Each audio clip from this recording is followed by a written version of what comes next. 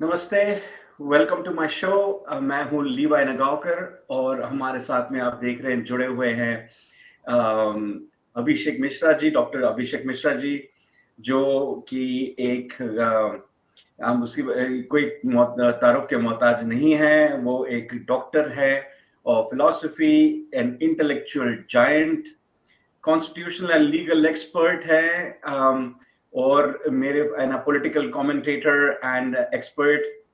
मेरे from my personal point of view से मैं उनको गुरु मानता हूं और उन्हें मुझे व्यक्तिगत रूप में उन्होंने मुझे बहुत प्रभावित किया है। Sir, it is a honour and a privilege to have you on my premier show. I really appreciate your time. आपका मेरे शो में स्वागत है। I must say that this is quite a generous introduction, and it floors me. Thank you, Levi Bhai, for being charitable with the words and giving me such a wonderful introduction. I'm equally fan of yours analysis and your viewpoint. What binds us together is our root or our soil, which is India, and both of us are dedicated to Bharat माता के cause के लिए। तो thank you so much Levi ji, आपने अपने premiere show पे मुझे बुलाया, ये मेरा सौभाग्य है। बहुत बहुत धन्यवाद आपका। Thank you again. तो हम अपना शो का शुरुआत करेंगे। आपको पता है कि एक महासंग्राम शुरू हो चुका है भारत के पॉलिटिकल फील्ड में। In the Indian elections have commenced. I believe there are 7 phases. तो आप जो पहला फेज हो चुका है, और पर आप कैसे देखते हैं इस इलेक्शंस को? जो नॉर्मल सरगर्मियां होती है इलेक्शंस में, क्या वो दिखाई दे रहा है ग्राउंड लेवल पे, और आपके क्या विचार हैं इस पे? देखिए, सरगर्मी तो बिल्कुल दिख रही है। कल परसों की बात बताऊं, मेरे कॉलोनी में यहाँ एक वो है, बिल्डिंग है, तो लोकल एरिया के एमएलए और मिनिस्टर साहब आए हुए थे, क्योंकि गोवा तो बहुत छोटा सा, आपको पता है, 18-19 लाख की पॉपुलेशन है या इसी के आसपास होगी। तो वहां पे चल रहा था कि हमें इलेक्शन में जाना है, वोट देना है। ऑफ कोर्स बीजेपी के लिए ही बात हो रही थी। तो सरगर्मी तो है, और मेरे ख्याल से गवर्नमेंट से ज्यादा लोग उत्सुक है गवर्नमेंट को रिपीट करने के लिए। Sometimes political parties are interested कि भाई हमारी गवर्नमेंट रिपीट हो जाए, बट जो the mood on the ground ये है कि लोग चाहते हैं कि गवर्नमेंट जो है रिपीट हो जाए। अब उसके लिए वही स्टीरियोटिपिकल या ऑफ्ट रिपीटेड वर्ड है, प्रो इनकम्बेंसी। तो this is a pro incumbency situation. There is और जिसे कह लीजिए एक पॉजिटिविज्म है लोगों में, पॉजिटिव अप्रोच है, पॉजिटिव वाइब है। लोग मोदी जी को वापस से प्राइम मिनिस्टर के रूप में देखना चाहते हैं। और सच बताऊं तो यार, ये तो मेरे लिए इनकॉम्प्रिहेंसिबल है कि मोदी जी प्राइम मिनिस्टर नहीं होंगे। I mean, this is something I shudder to death कि ऐसा कोई दिन आएगा कि ये लिखा जाए कि भारत के प्रधानमंत्री नरेंद्र मोदी नहीं है। बिकॉज मैं उनका इतना बड़ा प्रशंसक हूँ, उनके कार्यशैली का, उनके विजन का, उनके सिंप्लिसिटी का, उनके जिसे कहिए ना, मतलब द मैन इज ग्राउंडेड। तो मुझे बहुत वो इंस्पायर करते हैं। तो आई होप कि जब 4 जून को और हम लोग बैठा जाएगा साथ में, पूरा इलेक्शन डिस्कस किया जाएगा लाइव, लेवी जी और भी कोशिश करेंगे कि इधर उधर के लोग आ सकें तो बड़ा बढ़िया होगा, और पूरी चर्चा की जाएगी। अभी तक हमने टीवी पे देखा है, इस बार हम लोग अपना भी वैसा कुछ किया जाएगा। तो I am waiting for 4th of June। अगर सब ठीक ठाक रहा तो बहुत जल्दी 15-20 जून को फिर से हम लोग ये सुनेंगे, मैं नरेंद्र मोदी भारत के ईश्वर के नाम में भारत की संविधान पे शपथ लेता हूँ। एंड आई एम जैसे ये जो वाक्य ना कि मैं नरेंद्र मोदी ईश्वर की शपथ लेता हूँ, ये वाक्य सुनने के लिए मैं बड़ा परेशान हूँ। जी जी बिल्कुल। और इसी मौजू पे प्राइम मिनिस्टर श्री नरेंद्र दामोदर दास मोदी का शपथ ग्रहण करते हुए हम भी बड़े उत्सुक हैं। उन्होंने बहुत काम किया हुआ है और हम यही होप करते हैं कि उनको भारत की जनता उनको उनका उन पे जो ब्लेसिंग्स हैं, आशीर्वाद उनका बना रहे।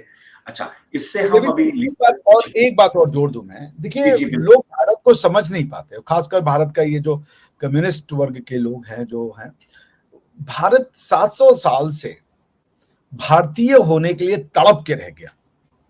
जो तड़पाहट मैं समझ सकता हूँ एक जूस की होगी, जो जब लिखा होगा किताब डेयर जूडेन स्टार्ट थियोडर हर्जल ने, उस तड़प को मैं महसूस कर सकता हूँ, अपने होने की आइडेंटिटी को और उसको प्रिजर्व करने की बेचैनी को मैं उसका आभास कर सकता हूँ। भारत तरस गया है कि राम की जन्मभूमि, वो गलत हो सही हो ये अलग चीज है, उस पे उसकी एक मंदिर हो जिसमें वो जा करके, वो बड़ा अंधविश्वासी ही सही वहां पे लंबा लेट जाए, लेकिन वो कर सके फ्रीली बिना जज हुए। वो तरस गया उसके लिए, वो तरस गया भारत माता की जय कहने के लिए और उसके बाद उसके ऊपर कोई कमेंट ना हो। वो तरस गया अपनी जिंदगी को अपनी मान्यताओं के हिसाब से जीने के लिए। वो तरस गया अपनी पुरानी जो एक पहचान है उसको प्रिजर्व सुरक्षित करने के लिए, तरस के रह गया। अपनी ही भूमि पे उसने अपने ही मान्यताओं के लिए जजिया दिया, अपनी ही भूमि पे अपनी ही मान्यताओं के प्रिजर्वेशन के लिए उसने सर कटाया। और सर कटाने के बाद जब भारत हमारा आजाद हुआ, क्योंकि मैं नहीं मानता कि स्वतंत्रता की जो लड़ाई है वो अंग्रेजों के खिलाफ थी। मेरे लिए स्वतंत्रता की लड़ाई तो महाराणा प्रताप ने लड़ी, स्वतंत्रता की लड़ाई मेरे लिए महाराज छत्रपति शिवाजी ने लड़ी, बनारस के जो रूलर्स थे जिन्होंने लड़ा आक्रांताओं से, चाहे वो लक्षित बोरफुकन हो, चाहे वो महाराणा प्रताप हो, चाहे वो छत्रपति शिवाजी महाराज हो, चाहे वो और जितने बहुत सारे ऐसे हीरो हीरोइन होंगे जिनके बारे में तो लेवी भाई हम आप जानते नहीं है। तो वो हमारी रानी लक्ष्मीबाई, तो हम लोग जो है तब से लड़ाई लड़ रहे हैं स्वतंत्रता की। और 1947 में जब हमें स्वतंत्रता मिली तो बैठ गए हमारे ऊपर ऐसे लोग जो हमें बताने लगे कि जी अब तुम्हारा तो इतिहास खत्म हो चुका है, हम उसको पैरों तले रौंद देंगे, उसको हम ऊपर नहीं आने देंगे। उसको उन्होंने कहा हिंदू सर्वाइवलिज्म, हिंदू रिवाइवलिज्म। बेसिकली वो हिंदू सर्वाइवलिज्म की बात थी। क्यों नहीं खड़े होने दोगे, क्या बुराई थी हमारे उस समाज में? और तुम जिस समाज से रिप्लेस कर रहे थे वो कौन सा अच्छा समाज है?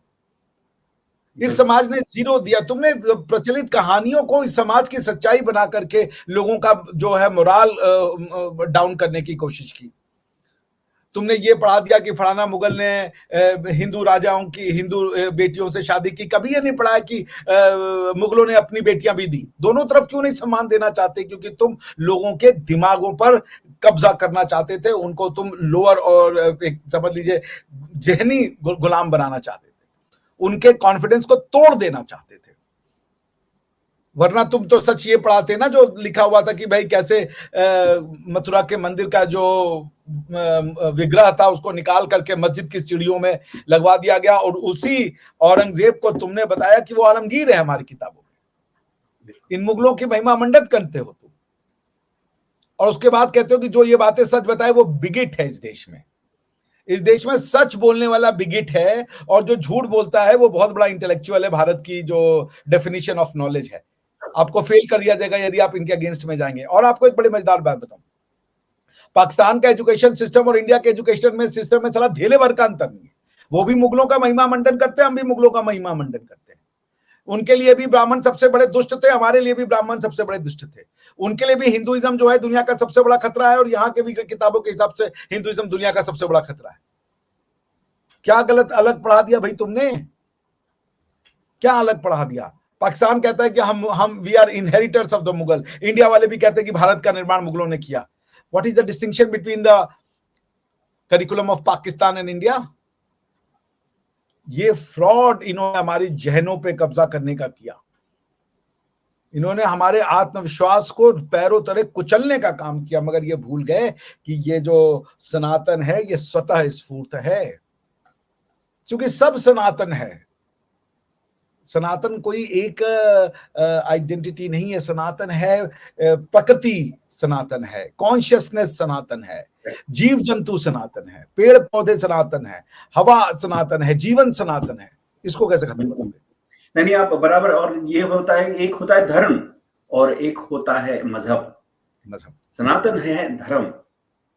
और इसी बात पर आगे लेके जाते हैं, क्योंकि आपने एक बहुत अच्छी बात कही है और उसको मैं एक्सटेंड करना चाहता हूं कि मैंने ये नोटिस किया है कि जब हम भी पढ़ते थे कि हमारे हिस्ट्री बुक्स में, सिविक बुक में जो रिच कल्चर जो हमारा था गवर्नेंस का, जैसे अर्थशास्त्र में उसका कहीं भी वर्णन नहीं है। ठीक है, हमारा इतना रिच कल्चर है, जैसे कि साइंस में ले लो, राइट? रामानुजन, कितने सारे बड़े बड़े साइंटिस्ट, उनका कोई भी वर्णन नहीं है। और मैं गवर्नेंस की बात करता हूं, क्योंकि आप तो कॉन्स्टिट्यूशनल लॉयर भी हैं, आपसे ज्यादा तो कोई, मैं किसी से सवाल पूछ भी नहीं सकता हूं, तो मैं पूछने का साहस करूंगा आपसे कि जो हमारा जो मोटो है, जैसे कि अतिथि देवो भव, फिर जो बाकी के जो हमारे जो कल्चरल जो सनातनी जो बिलीव्स है, राइट, उसको हमारे कॉन्स्टिट्यूशन में क्यों इंक्लूड नहीं किया? ये तो है यूनिवर्सल, ये तो यूनिवर्सल कॉन्सेप्ट्स हैं जो that is unique to India और ओरिजिनेटिंग फ्रॉम इंडिया। हमने क्यों ये जो हमारा कॉन्स्टिट्यूशन है, it's like a copy and paste from the UK constitution, but जो प्रिंसिपल्स है उसमें, जो डेमोक्रेसी के प्रिंसिपल्स है, वो तो भारत के ओरिजिनल है। तो मेरा सवाल आपसे ये है, हमने हमारे में क्या चूक हो गई, और बीइंग पॉजिटिव के आगे जाकर हम कैसे उसको दुरुस्त कर सकते हैं? देखिए, दुरुस्त कर उसका रीजन ये है कि जो बाहर की आइडियोलॉजी आई, स्पेसिफिकली इस्लाम, और इस्लाम ने भारत पे जो 300-400 साल का भारत के किस पार्ट पे जो एक रूल किया, उसको लेजिटिमाइज करने के लिए यहाँ के स्कॉलर्स ने भारत की संस्कृति को डिवाइड कर दिया हिंदू और मुसलमान में। भारत की संस्कृति इस्लाम की संस्कृति हो ही नहीं सकती थी, लेकिन इन्होंने इस्लामिक लॉ को, अरेबियन लॉ को इंडियन लॉ बना करके प्रस्तुत कर दिया। ये सबसे बड़ी गलती उन्होंने की। जैसे मैं बताऊं कि आप अगर रोम में जाएं, एंशिएंट रोम में जो रोमन एम्पायर हुआ करता था, तो वहां पे दो तरीके के लॉ होते थे, एक होता था जस सिविल, दूसरा होता था जस जेंटियम। यानी कि रोम के लोग, रोम जब कोई आप एम्पायर बनाते हो तो आपको पता होना चाहिए कौन से लोग आपके हैं और कौन से लोग आपके नहीं है। क्योंकि जैसे अब अभी आप ऑस्ट्रेलिया में बैठे, और अगर आप ऑस्ट्रेलियन सिटीजन है तो आप ऑस्ट्रेलिया के लॉ के अंडर में आते हैं, इंडियन लॉ का आप पे कोई एप्लीकेशन बचता नहीं है। तो ऑस्ट्रेलिया को यदि ये ना पता हो कि लिवी नागौकर जी जो आज की डेट में ऑस्ट्रेलिया में रहते हैं, वो बेसिकली ऑस्ट्रेलियन है, तो ऑस्ट्रेलियन लॉ आपके ऊपर नहीं लगा पाएंगे। इसलिए उनको जानना जरूरी होता है कि कौन उनके यहाँ कहाँ से आया है और कहाँ रह रहा है, ताकि वो उसके ऊपर एप्लीकेबल लॉ लगा सके। हमारे यहाँ क्या किया गया, ये जो दो डिस्टिंक्शन थी उसको मिटा करके दोनों लॉ को इक्वल दर्जा दे दिया गया। जैसे जस जेंटियम होता था जो रोमन्स के ऊपर भी लगता था और बाहर के लोगों को भी लगता था, और जस सिविल होता था जो सिर्फ बाहर के लोगों पे लगता था, उनका जो अपना खुद का लॉ होता था। हमारे यहाँ जो हमारा लोकल लॉ था उसको कहते हैं ये हिंदू लॉ है, और ये भी पता कि हिंदुओं की कोई जमीन नहीं है, लेकिन ये हिंदू लॉ है। अगर हिंदू लॉ है तो वो हिंदुओं की कोई जमीन भी तो होगी ना जहां ये लॉ पनपा। जैसे अरबों की जो जमीन है वहां पे अरेबियन लॉज था, इसको इस्लाम के नाम पे इन्होंने यूनिवर्सल कर दिया। क्योंकि वो जब हदीत बन गई तो हदीत में जो उनका जो लॉज था, उसके सारे लॉज को प्रॉफिट ने जो है वो कर दिया legitimise with here and there certain tweaks. तो जैसे अब आप देखें कि इस्लाम और यहूदी और क्रिश्चियन में क्या अंतर है। जीसस क्राइस्ट ने कभी ये नहीं कहा कि तालमुड गलत है या ये इन्फेस्टेड है या ये करप्टेड है, ठीक है ना। इस्लाम कहता है कि तालमुड या जो तोरा है वो इन्फेस्टेड है, करप्टेड है, उस किताब की कोई वैल्यू नहीं रही है और नई किताब भेज दी गई है। ये नहीं बताया कि उसमें करप्शन क्या आया और कैसे आया और कहां आया, ये सब नहीं बताया। और उन्होंने कह दिया कि वो सारे, तो क्या वो सारे लॉ कैंसिल हो गए? हमारे यहाँ एक लॉ में फॉर्मूला होता है, उसको कहते हैं डॉक्ट्रिन ऑफ सेवरेबिलिटी, कि यदि लॉ का कोई एक हिस्सा किसी भी तरीके से आउटडेटेड हो जाए तो पूरा स्टैट्यूट नहीं खराब करते हैं, उस हिस्से को निकाल देते हैं, बाकी का स्टैट्यूट सर्वाइव कर जाता है। तो पॉइंट यही किया इंडिया में, जो ये हिंदू लॉ पढ़ाया, हिंदुओं को एक आइडेंटिटी बना दी ऐसी जो कि मुस्लिम के और क्रिश्चियनों के से अलग है। ये बात वो नहीं भूल गए। जैसे आप थे, आपके पूर्वज जब आए होंगे तो धीरे धीरे वो इंडिया में रच बस गए ना। इंडिया ने आपकी आइडेंटिटी नहीं चेंज की। इंडिया ने आपको ये नहीं कहा कि भैया यहाँ रहना है तो अब जूइश आइडेंटिटी भूल जाओ, अब जो है बस हिंदू की आइडेंटिटी में रहो। क्योंकि इंडिया दुनिया के किसी भी भगवान को गलत नहीं कहता था, ना ही किसी मान्यता के सिस्टम को गलत कहता था। लेकिन उसने आप इंडिया में रहते रहते आप इंडियनाइज्ड हो गए, ठीक है ना। यही जो इंडियनाइजेशन था, इसको हमारी 1950 के बाद से जो गवर्नमेंट आई उसको उन्होंने हिंदुआइज्ड कर दिया। और उन्होंने ये कहा कि हिंदू अलग हैं और मुसलमान अलग हैं। तो जो यहाँ का मुसलमान है अब उसको ये फीलिंग होता है कि वो कहीं बाहर से आया है, वो कन्वर्टेड नहीं है। जबकि वो जब कन्वर्ट हो जाता है तो जो, अब जैसे मान लीजिए आप हिंदू से बुद्धिस्ट बन गए, तो अब आपके घर में सक्सेशन का लॉ कैसे लगेगा? आपका भाई हिंदू है, आप बुद्धिस्ट बन गए, तो क्या भगवान बुद्ध ने लॉ ऑफ सक्सेशन दिया था? क्या बुद्धों में डिवोर्स की परिकल्पना थी, जैसे हिंदुओं में डिवोर्स की परिकल्पना नहीं थी? क्या बुद्धों में डिवोर्स हुआ? क्या वो नया लॉ दिया? वो फिलॉसफीज देते रहे, जैन हो, बुद्धिस्ट हो, सिख हो, इन्होंने सबने फिलॉसफीज दी। लेकिन मैं कहता हूं कि अगर सिखिज्म जो है वो अलग धर्म है, अलग लीगल सिस्टम है, अगर देखिए, एक होता है धर्म का ट्रेडिशन, यानी कि आपकी स्पिरिचुअल बेंट, एक होता है कि लीगल ट्रेडिशन। ये सारे जो रिलीजन इंडिया में थे, इनका लीगल जो अम्बिलिकल कॉर्ड था, वो सबका वही जो ब्राह्मण जिनको लिखते थे, जिनको आप हिंदू कहते हैं, उनका ही लीगल सिस्टम सब पे चलता था। किसी ने ये नहीं कहा कि जैसे बाबा नानक देव जी आए तो उन्होंने ये नहीं कहा कि हम इस लीगल सिस्टम को कैंसिल कर रहे हैं, आज से लॉ ऑफ सक्सेशन जो पंजाब में लगता था वो नहीं लगेगा, लॉ ऑफ इनहेरिटेंस जो लगता था वो नहीं लगेगा, या डिवोर्स का लॉ जो था वो नहीं लगेगा, या लॉ ऑफ मैरिज जो था वो नहीं लगेगा, सारे वही रहे। भले आपने शादी करने की तरफ, वो तो शुरू से था, अलग अलग जगह के अलग अलग कस्टम थे शादी करने की, कहीं पे लावा छकाता है, कहीं पे सतफेरे होते हैं, कहीं पे कुछ होता है, कहीं पे कुछ होता है। तो ये जो डिस्टिंक्शन था, ये ब्लर कर दिया हमारी 70 साल की एजुकेशन सिस्टम ने, कि सब इंडियन था, उसको इंडियन को इन्होंने फ्रेगमेंटाइज करके इंडियन लॉ, क्रिश्चियन लॉ, मुस्लिम लॉ में डिवाइड कर दिया, और इंडियन लॉ को कहा हिंदू लॉ, और हिंदू लॉ के दायरे में ला दिया सिख, जैन, पारसी, सिख, जैन और उनको बुद्धों को। अगर बुद्ध हिंदू है तो क्या जापान का बुद्धिस्ट अपने आप को हिंदू मानता है? उस पर हिंदू मैरिजेस एक्ट लगा दोगे तुम? आपने कभी हिंदू मैरिजेस एक्ट नहीं पढ़ा होगा लेवी भाई, मैं आपको बता सकता हूं, ये जो हिंदू मैरिजेस एक्ट है, इसमें हिंदू की डेफिनेशन दी हुई है, समझ रहे हैं? अब वो जो हिंदू की डेफिनेशन है उसके हिसाब से हिंदू का मतलब होता है जैन, सिख, बुद्धिस्ट, ये लोग। तो अगर कोई, जो आप ये कह लें, जो जापान का बुद्धिस्ट है, वो अपने आप को क्या ये हिंदू मैरिज एक्ट से चलेगा? वो वहां पे याज्ञवल्क्य का लॉ लगेगा, विघ्नेश्वरा के लॉ लगेंगे, दया भागा लगेगा, मिताक्षा लगेगा। ये गलती की इन्होंने खुश करने के लिए, जिसको इन्होंने हिंदू कहा, वो यहां का जस्ट जेंटियम था, सबके ऊपर वही लॉ लगना था। और कोई बाहर से आए वो अलग चीज है, कोई अरबी बाहर से आ रहा है तो एक अलग चीज है, यहां के लोग कन्वर्ट हो रहे हैं वो एक अलग चीज है। तो अगर मैं भारत में कल को अपनी भगवान की मान्यता बदल दूं तो मेरा लीगल सिस्टम नहीं चेंज हो जाएगा। यहां गलती क्या की कि जो बदल गए उनका लीगल सिस्टम चेंज करने की कोशिश की। लीगल सिस्टम का मतलब होता है दीन, यानी कि स्टेट, वो पॉलिटिकल विचारधारा, और इसी को सेक्युलरिज्म कहते हैं कि दीन को अलग करो, कि तुम अगर कन्वर्ट भी हो गए हो तो तुम्हारा दीन नहीं मिलेगा, तुमको मजहब मिलेगा खाली। तो ये बेसिक कॉन्सेप्चुअल क्लैरिटी नहीं होने के कारण they have created a mess and division in the society. इसको ठीक करने में 40-50 साल लगेगा, और कोई उसमें वो नहीं है कि छोड़ा बहुत इसमें हिंसा भी हो जाए, क्योंकि आपने एक पूरे सेक्शन को इतना रेडिकलाइज कर रखा है भारत में कि वो हिंदुओं से नफरत करता है। तो हिंदुओं से सोल्यूशन की तरफ, तो नहीं, सही बात, आपने पॉइंट सही रखा। तो इसका सोल्यूशन की तरफ जाते हैं, तो जैसे यूनिफॉर्म सिविल कोड के तरफ से हम क्या इस वो सोल्यूशन की तरफ एक पॉजिटिव मूव होगा आपके हिसाब से?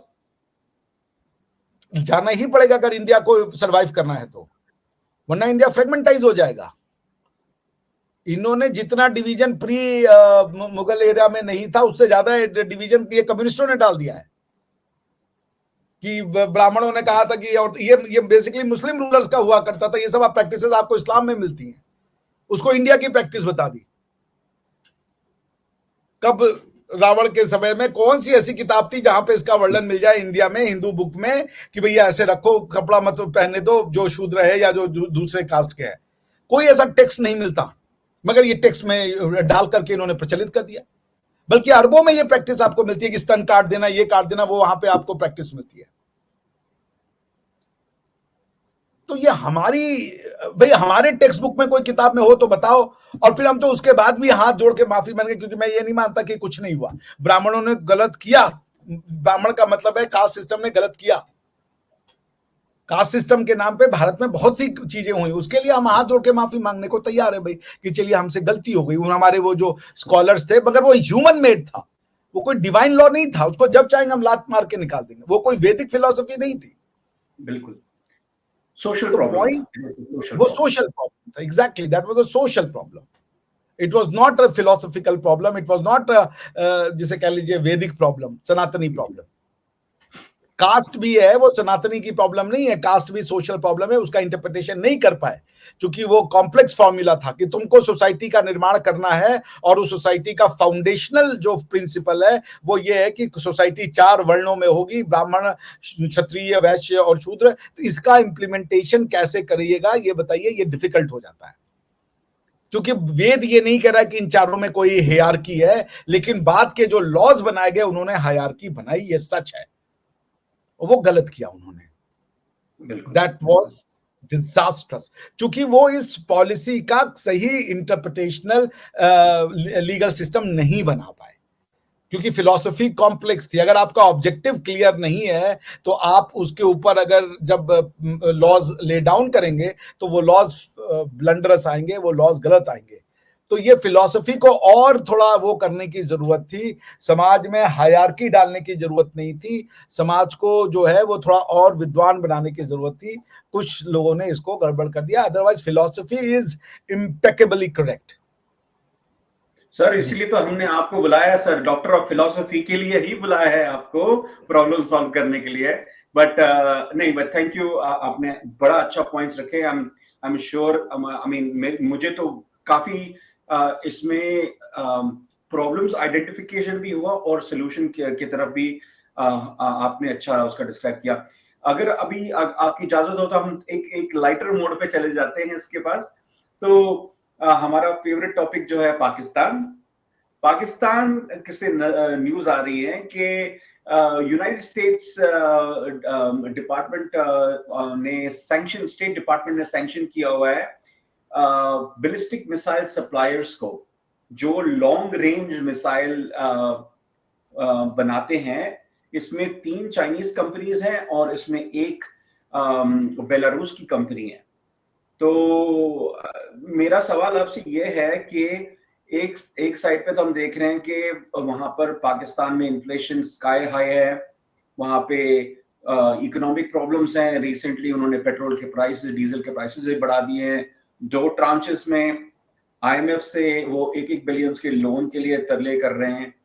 और इसी सूरत में, इसी टाइम पे ये अपने लॉन्ग रेंज मिसाइल्स पे बिलियंस ऑफ डॉलर्स पे इन्वेस्ट कर रहे हैं। तो आपके क्या विचार हैं इस पे? देखिए, ये बैलिस्टिक मिसाइल तो इंडिया भी डेवलप कर रहा है, न्यूक्लियर वेपन इंडिया के पास भी है, but not even a dog in any part of the world loses sleep over it, कि भैया इंडिया के पास न्यूक्लियर वेपन, अब क्या होगा, कल क्या हो जाएगा। That is called responsible state, ठीक है ना। But if Pakistan acquires nuclear weapon and then enhances its ability to launch them through ballistic missiles, the world will be a disastrous place, or world will be extremely in a tinder, like a tinder box situation, ठीक है ना, कभी भी आग लग जाएगी, ऐसा situation हो जाएगा। तो अब ये कहें कि क्या इंडिया को खुश करने के लिए ये एक्शन लिए गए, आंसर है नहीं।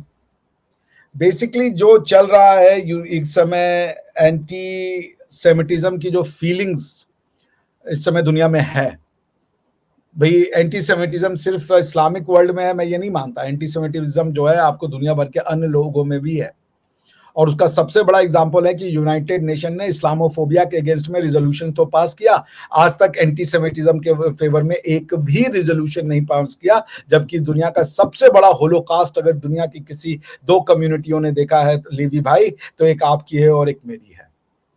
और हम दोनों के होलोकॉस्ट को, जो आपके होलोकॉस्ट का नाम होता है, हमारे उसका तो रिकॉग्निशन भी नहीं आता। मैं कह रहा हूँ यूनाइटेड नेशन एक होलोकॉस्ट रिजोल्यूशन हिंदूज का पास करती है और यहूदी का पास करती है।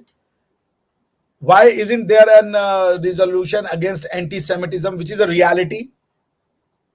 Why isn't there a resolution against Hindu, anti-Hindu feeling, which is a reality? And when I say Hindu, उसमें सिख, जैन सब आ गए, बुद्ध। तो बॉटम लाइन ये है कि पाकिस्तान की ये जो बैलिस्टिक मिसाइल का डेवलपमेंट है और ये जो चाइनीज कंपनियां इसको हेल्प कर रही हैं, अगर ये प्रोलिफरेशन होता है, चूंकि यूएस ने तो यही कहा we are committed to non proliferation, और अगर ये इस तरीके के प्रोलिफरेशन होता है तो आप ये नहीं सिक्योर रह सकते हैं लेवी भाई कि पाकिस्तान की मिसाइल पाकिस्तान के स्टेट के हाथ में रहेगी, क्योंकि पाकिस्तान एक ऐसा स्टेट है जब भी कोई टेररिज्म की एक्टिविटी होता है उसके कहता है हमारा इससे कोई लेना देना नहीं है, तो non state actor. You do not know in Pakistan who is state and who is non state. Imran Khan state थे, जेल में है नॉन स्टेट की तरह। सो कौन स्टेट है कौन नॉन स्टेट है कुछ पता नहीं है, और ये ऐसे लोग हैं कि कभी भी इस तरीके के वेपन्स को चलाने में, नफरत के आग में ये कर सकते हैं, क्योंकि ये कभी नहीं कहते कि ये पाकिस्तानी बॉम्ब है, ये कहते हैं ये इस्लामी बॉम्ब है। बिल्कुल। मुझे एक और पॉइंट आपसे पूछना था कि आपको क्या लगता है इसमें भारत का हाथ है इनको इस कगार पे पहुंचाने के लिए? क्योंकि अगर आपको याद हो कि रिसेंटली एक शिपिंग कंसाइनमेंट भारत ने पकड़ा था डुअल यूज का, तो क्या आपको लगता है कि ये उसी का एक कड़ी है जो यूनाइटेड स्टेट्स ने आइडेंटिफाई किया कि is part of the proliferation? नहीं, देखिए उसमें और इसमें अंतर ये है कि ये कोई कंसाइनमेंट ऐसा नहीं पकड़ा, उन्होंने इन कंपनियों को इनसे डील करने की वजह से बैन कर दिया है, ठीक है ना।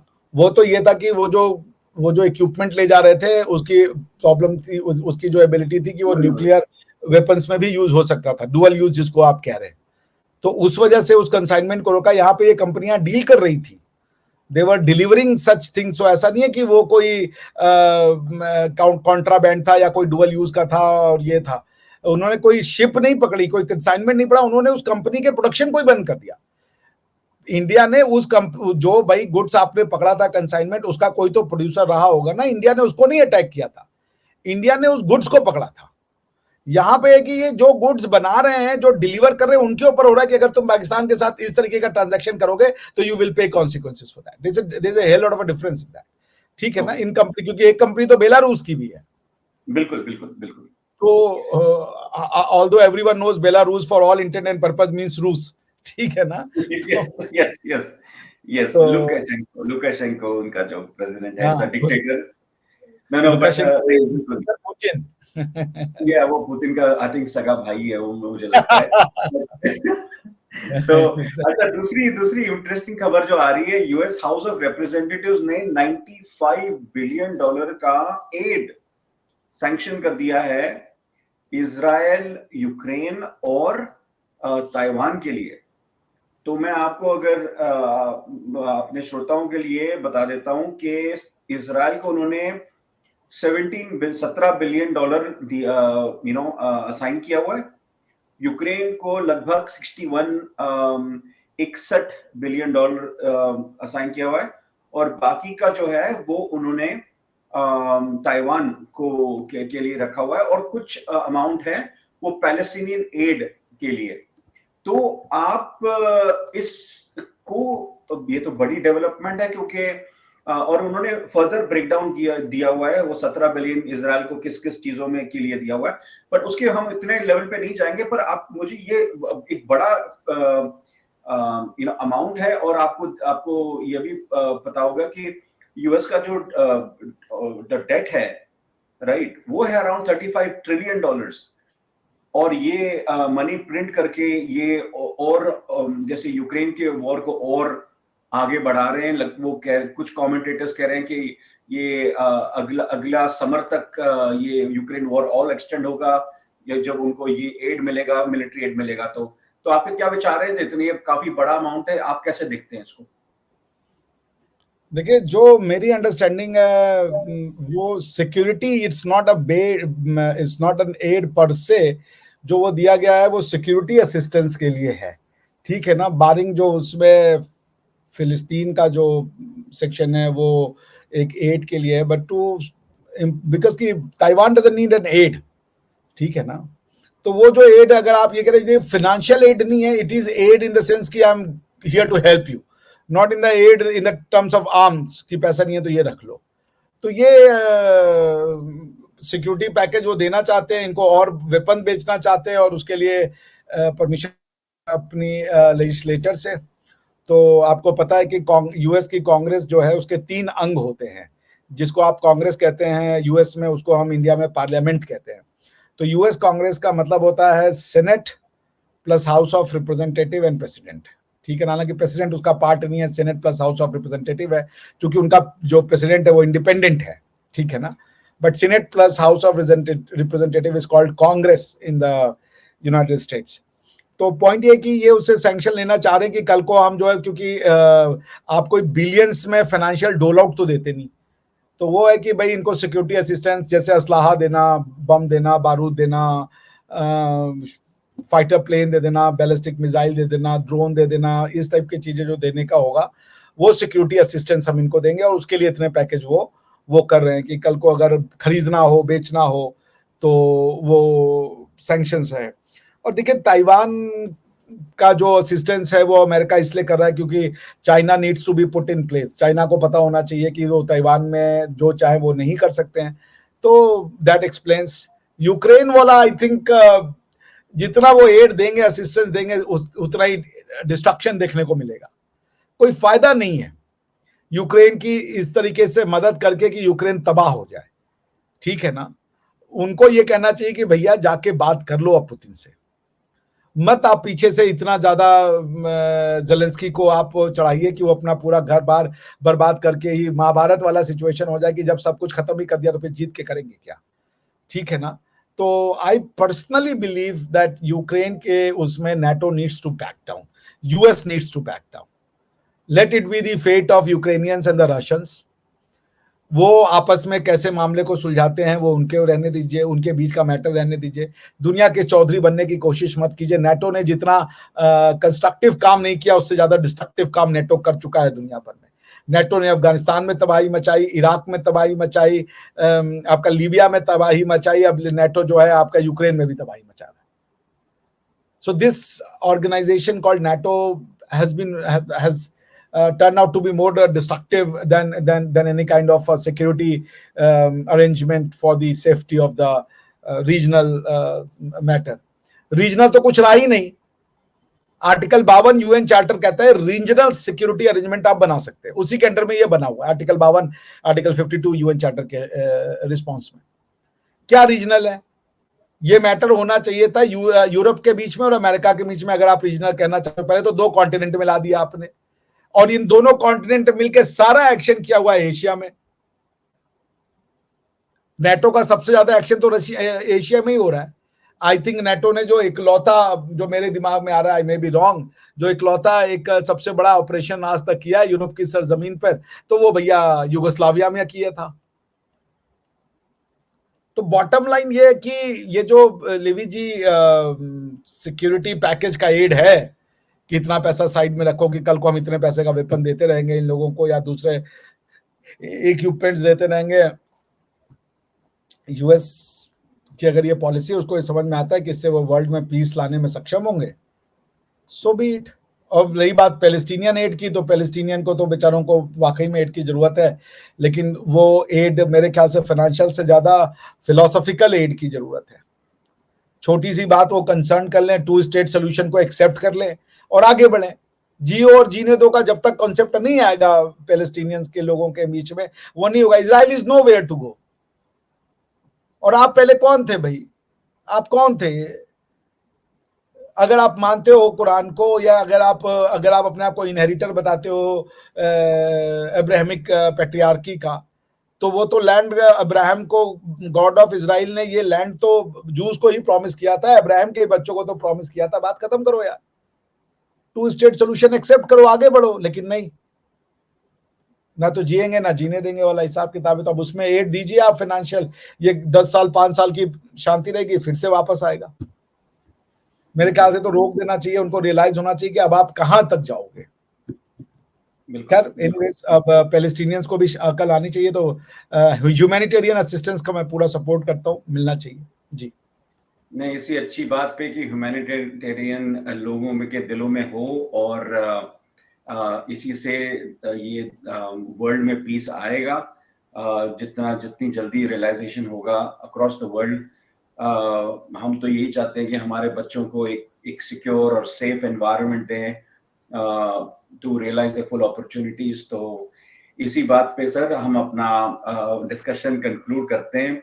आपको फिर से बहुत-बहुत धन्यवाद, आपने अपना कीमती वक़्त निकाला हमारे शो पे आने के लिए।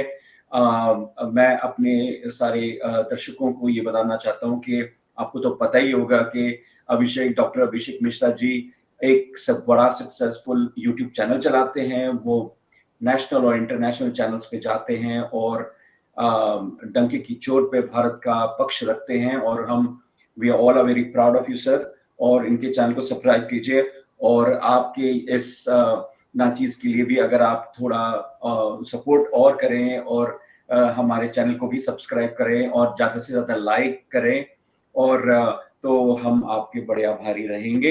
हाँ, मेरा भी मैं भी ये जी। कह दूं कि दर्शकों से कि प्लीज लेवी जी हमारे परिवार का सदस्य है, हमारा ही अंग है, तो उनको भी सपोर्ट कीजिए, उनके व्यूज को देखिए, उनके चैनल को देखिए, सब्सक्राइब कीजिए and make his hand stronger कि हम लोग साथ में, हम और लेवी जी ऐसा काम करते रहें। तो please subscribe to Levi Nagaonkar channel और मेरे भी चैनल को सब्सक्राइब कीजिए, लाइक कीजिए और वो घंटे वाला बटन जरूर दबाइए। जी, जी, बिल्कुल, बिल्कुल, बिल्कुल। Thank you sir again and आपसे बात करते रहेंगे, आपको ट्रबल करते रहेंगे। जय हिंद।